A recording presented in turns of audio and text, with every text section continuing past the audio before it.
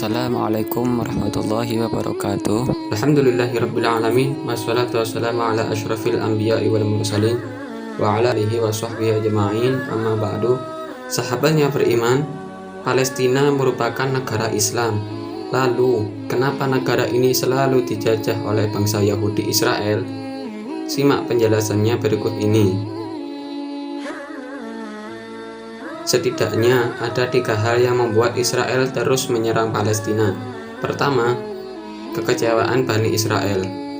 Mereka kecewa dengan kabar gembira yang pernah disampaikan oleh Nabi Musa alaihissalam akan datangnya utusan Nabi yang berasal dari golongan mereka, yang tingkah lakunya sama dengan Nabi Musa alaihissalam.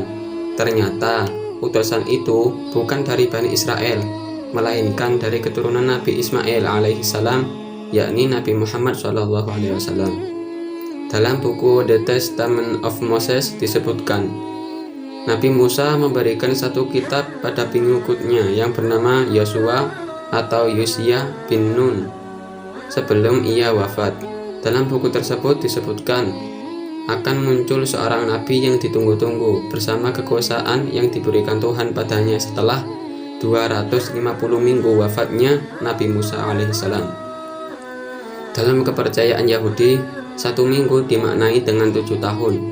Musa mengatakan nabi itu tidak akan muncul sebelum lewat 250 minggu dari kematiannya. Jadi, diperkirakan setelah 251 minggu barulah muncul nabi tersebut. Angka ini bila dikalikan dengan 7 tahun, masa itu berarti mencapai 1750 sampai 1757 tahun kemudian. Buku yang terkuak pada 1861 Masehi di kota Milan, Italia, di perpustakaan Ambrosian itu dikatakan Nabi Musa alaihissalam wafat pada 1183 sebelum Masehi.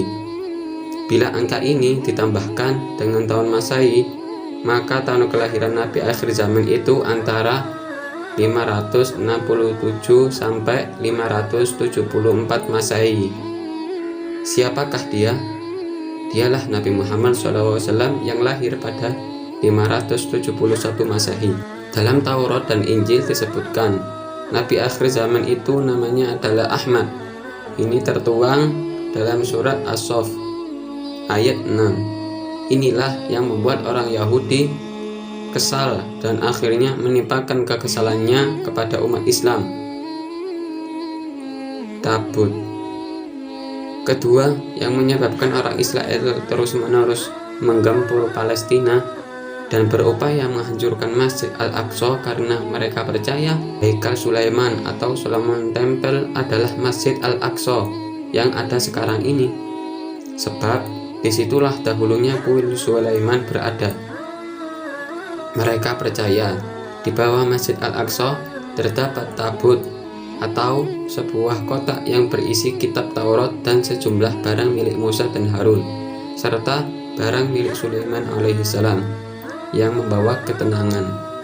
Dalam kepercayaan Yahudi, siapa yang mendapat tabut itu, maka dia akan menguasai seluruh dunia. Karena itulah Israel tak henti-hentinya melakukan penggalian dan membuat terowongan untuk mencari tabut itu, yang mereka yakini berada di bawah Masjid Al-Aqsa. Sejak 1967 sampai saat ini, lebih dari 10 kali kaum Zionis Israel melakukan penggalian di kota suci Al-Quds ini. Ketiga, gagal mendapat konsesi dari pemerintahan Turki Utsmani.